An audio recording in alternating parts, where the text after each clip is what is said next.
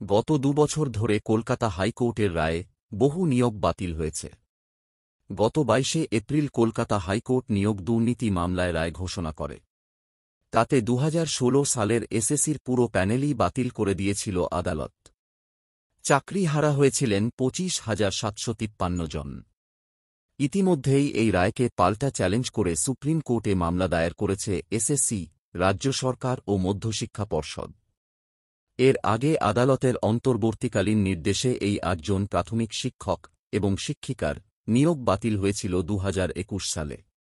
২০১৪ সালের টেট পাশ করে special B Ed degree নিয়ে বিভিন্ন ডিপিএসসির অন্তর্গত প্রাথমিক বিদ্যালয়ে চাকরি হয় এদের। তবে তার কিছু মাসের মধ্যেই প্রাইমারি বোর্ড যোগদানপত্র বাতিল করার নির্দেশ দেয়। দীর্ঘ শুনানি হয় বিচারপতি মান্থার এক বেঞ্চে।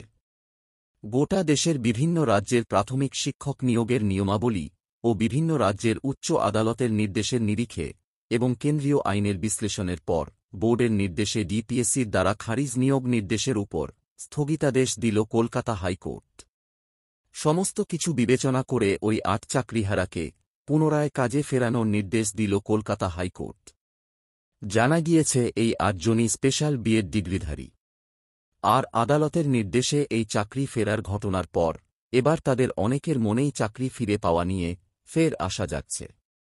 যেখানে দুর্নীতির অভিযোগে নিয়োগ বন্ধ, আদালতের রায়ে আজ চাকরিহারা বহু, সেই পরিস্থিতিতে দাঁড়িয়ে নতুন করে নিয়োগের নির্দেশে অন্তত স্বস্তি ফিরল কিছু জনের।